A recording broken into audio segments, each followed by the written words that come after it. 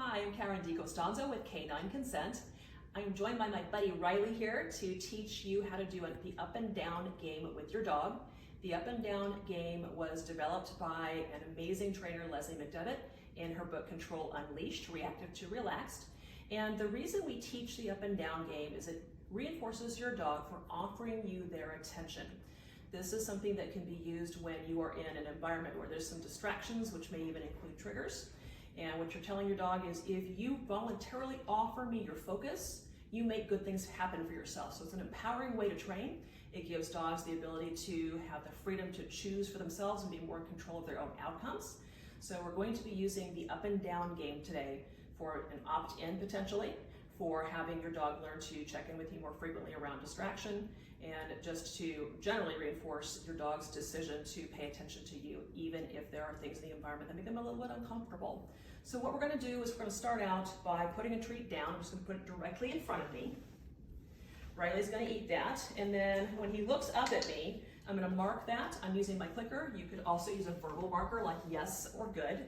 And when he looks up at me, I am marking, and then I'm reaching to put that piece of food back down on the floor. So he looks up, and he gets the treat put down, up and down game. I'm going to introduce just a small amount of distraction by tossing a piece of food on the floor, and we'll see if Riley's still able to choose to check in with me around that distraction.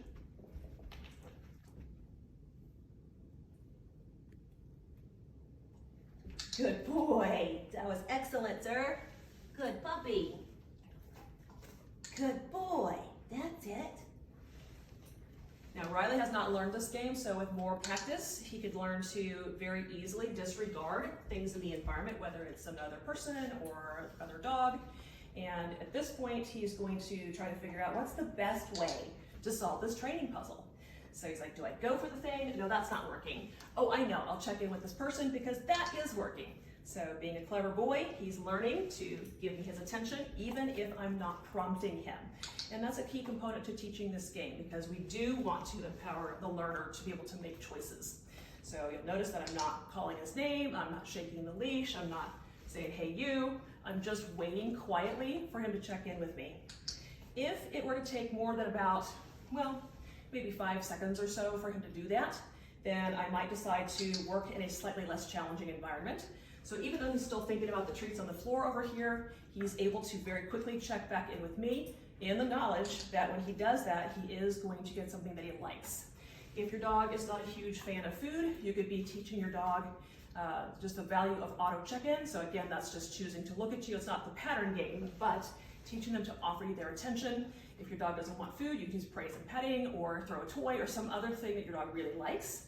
But the bottom line is we're using this pattern to give your dog a go-to when they're not sure about what to do in the environment, or even to be used as a consent signal so they opt in to what you're proposing to do. Good boy.